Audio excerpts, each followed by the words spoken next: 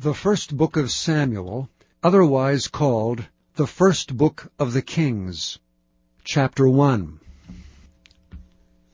Now there was a certain man of Ramathaim Zophim, of Mount Ephraim, and his name was Elkanah, the son of Jeroam, the son of Elihu, the son of Tohu, the son of Zuph, and Ephrathite. And he had 2 wives. The name of one was Hannah, and the name of the other was Peninnah. And Peninnah had children, but Hannah had no children. And this man went up out of his city yearly to worship and to sacrifice unto the Lord of hosts in Shiloh. And the 2 sons of Eli, Hophni and Phinehas, the priests of the Lord, were there. And when the time was that Elkanah offered, he gave to Peninnah his wife, and to all her sons and her daughters portions. But unto Hannah he gave a worthy portion, for he loved Hannah, but the Lord had shut up her womb. And her adversary also provoked her sore, for to make her fret, because the Lord had shut up her womb. And as he did so year by year, when she went up to the house of the Lord, so she provoked her, therefore she wept and did not eat. Then said Elkanah her husband to her, Hannah, why weepest thou? And why eatest thou not? And why is thy heart grieved? Am not I better to thee than 10 sons? So Hannah rose up after they had eaten in Shiloh, and after they had drunk. Now Eli the priest sat upon a seat by a post of the temple of the Lord. And she was in bitterness of soul, and prayed unto the Lord, and wept sore. And she vowed a vow, and said, O Lord of hosts, if thou wilt indeed look on the affliction of thine handmaid, and remember me, and not forget thine handmaid, but will give unto thine handmaid a man-child, then I will give him unto the Lord all the days of his life, and there shall no razor come upon his head.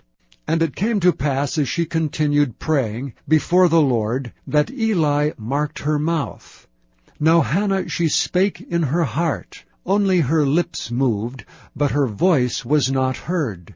Therefore Eli thought she had been drunken. And Eli said unto her, How long wilt thou be drunken? Put away thy wine from thee. And Hannah answered and said, No, my lord, I am a woman of a sorrowful spirit. I have drunk neither wine nor strong drink, but have poured out my soul before the Lord. Count not thine handmaid for a daughter of Belial, for out of the abundance of my complaint and grief have I spoken hitherto. Then Eli answered and said, Go in peace, and the God of Israel grant thee thy petition that thou hast asked of him. And she said, Let thine handmaid find grace in thy sight. So the woman went her way, and did eat, and her countenance was no more sad. And they rose up in the morning early, and worshipped before the Lord, and returned, and came to their house to Ramah. And Elkanah knew Hannah his wife, and the Lord remembered her.